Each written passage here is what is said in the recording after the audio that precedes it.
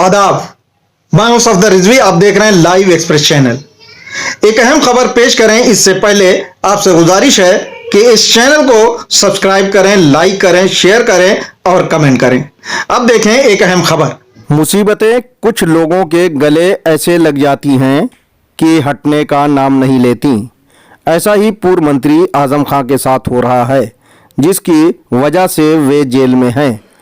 उन पर कई केस हैं, इसलिए वे बाहर नहीं आ पा रहे हैं और जेल में अच्छे और बुरे दिन काट रहे हैं। अभी हाल ही में इलाहाबाद हाई कोर्ट में उनकी जमानत की अर्जी पर अदालत ने विचार किया। इस मामले में क्या होगा, उसके अनेक बिंदुओं पर विचार किया जा सकता है कि क्या अब उनके अच्छे दिन आने वाले हैं।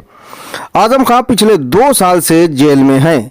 इसी जेल में उनको कोरोना हुआ और फिर अस्पताल में उनका इलाज हुआ। एक समय ऐसा लग रहा था कि शायद उनका स्वास्थ्य सुधरने में लंबा समय लगेगा। खैर, अब वे जेल में हैं और स्वस्थ बताए जाते हैं। सुप्रीम कोर्ट ने पिछले दिनों एक केस में उन्हें और उनके बेटे अब्दुल्ला को जमानत दी, लेकिन वे जमानत पर इसलिए बाहर नहीं आ सके क्योंकि उनके खिलाफ कई मामले लंबित हैं। 2 दिसंबर को हाई कोर्ट में उनके एक मामले की सुनवाई हुई। पक्ष और विपक्ष के वकीलों ने 3 दिन बहस की और अब इस पर फैसला आना बाकी है। अगर आजम खां के पक्ष में फैसला हुआ तो वे जमानत पर रिहा हो जाएंगे, वरना उन्हें जेल में ही रहना पड़ेगा। ये मामला शत्रु संपत्ति पर कब्जा करने का है। लखनऊ के सामाजिक कार्यकर्ता जमीर नकवी ने इस मामले को लेकर 2019 में एफआईआर दर्ज कराई थी। तब वे मौलाना कल्बे जवाद के बेहद करीबी थे और ऐसा माना जा रहा था कि मौलाना कल्बे जवाद उनकी मेहनतों का फल उन्हें वक्फ बोर्ड में सदस्य बनवा कर देंगे। लेकिन मौलाना जवाद ने सिर्फ और सिर्फ ज़मीर का इस्तेमाल किया और बाद में उन्हें झुनझुना दिखा दिया।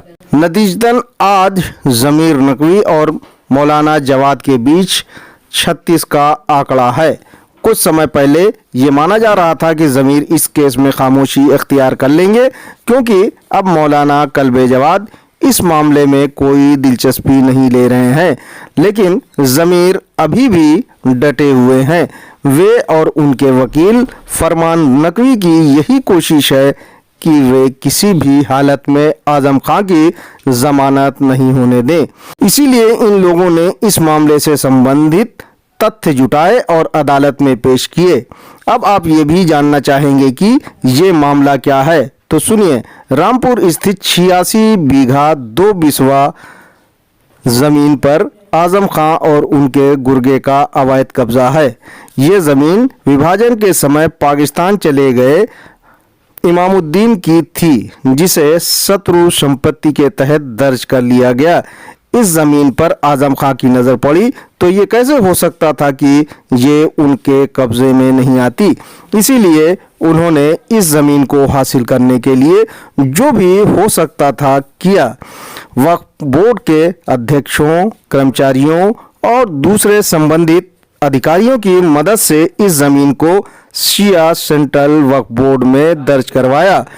ऐसा इसलिए किया क्योंकि उस समय बोर्ड के अध्यक्ष वसीम रिजवी उनके आगे पीछे दुम हिला रहा था।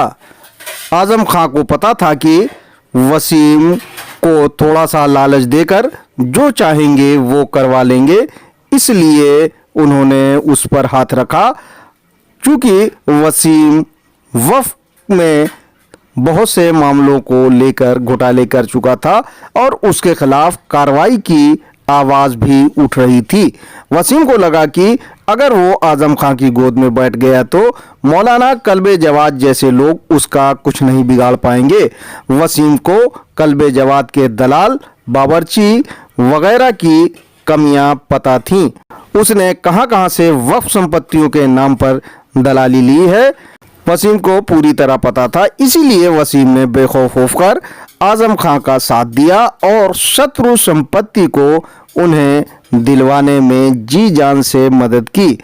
आजम खान ने भी वसीम को पूरी छूट दी और मौलाना कल्बे जवाद और वसीम के बीच लंबी जंग चली, लेकिन मौलाना कल्बे जवाद की एक नहीं सुनी गई।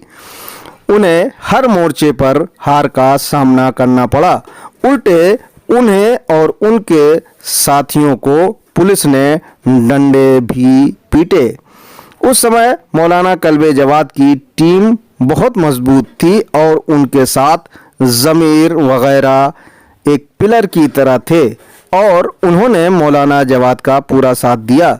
चूंकि आजम खां के कृत्य से सभी नाराज थे कि वे वसीम के खिलाफ कोई कार्रवाई नहीं कर रहे थे, इसलिए ज़मीर नकवी को जैसे ही मौलाना कल्बे जवाद ने आजम खां के खिलाफ भ्रष्टाचार का यह मुद्दा दिया और उनसे एफआईआर करने की बात कही, तो ज़मीर नकवी रामपुर पहुंच गए और उन्होंने आजम खां के खिलाफ एफआईआर दर्ज करा दी। ये ज़मीर नकवी की बड़ी उपलब्धि थी। भाजपा को आजम खां के खिलाफ मामला चाहिए था, इसलिए पुलिस ने तफ्तीश की और ये भ्रष्टाचार का बड़ा मामला सामने आया। फिर क्या था, जमीन पर बना मौलाना जौहर विश्वविद्यालय संकट के बादलों में घिर गया और बाद में उसे ध्वस्त कर दिया गया। आजम खां, उनकी पत्नी और उनके बेटे को जेल की सलाखों के पीछे भेज दिया गया। भ्रष्टाचार के इस मामले में आजम खां के साथ दोषियों में वसीम रिजवी भी था, लेकिन वो चालाक निकला और आरएसएस व बीजेपी के नेताओं की शरण में आ गया। इसलिए उसके खिलाफ सीबीआई की जांच के आदेश और कई दूसरे आपराधिक मुकदमे दर्ज होने के बाद भी वो खुलेआम सरकार से सिक्योरिटी लेकर घूम रहा है। अभी हाल ही में आजम खान ने इलाहाबाद हाई कोर्ट में जमानत की अर्जी पेश की थी, जिस पर सुनवाई इसी दिसंबर में हुई। अदालत ने फैसले को रिजर्व रखा है। सुनवाई के दौरान दोनों पक्षों के वकीलों ने तथ्य पेश किए हैं। उसे देखते हुए ऐसा लग रहा है कि आजम खां की मुसीबत खत्म होने वाली नहीं है, यानी उन्हें जमानत मिलना मुश्किल है। अब सवाल ये उठता है कि अगर आजम खां को जमानत नहीं मिलती है तो क्या मौलाना कल्बे जवाद इसे अपनी उपलब्धि बताएंगे या ज़मीर नकवी की, क्योंकि उन्हें और उनके दलाल बाबरची को दूसरों की उपलब्धि अपने खाते में जोड़ने का मर्ज हो गया है। इसी मर्ज के तहत वे जगह जगह घूमकर और फेसबुक पर लोगों को गुमराह कर रहे हैं कि उन्होंने वसीम को वक्फ बोर्ड से हटवा दिया है। बहरहाल अब इंतजार है हाई कोर्ट के फैसले का, जो इसी हफ्ते आने वाला है। उससे साफ हो जाएगा कि आजम खां जेल से बाहर आएंगे या जेल में ही रहेंगे। आपसे गुजारिश है कि इस चैनल को सब्सक्राइब करें, लाइक करें, शेयर करें और कमेंट करें।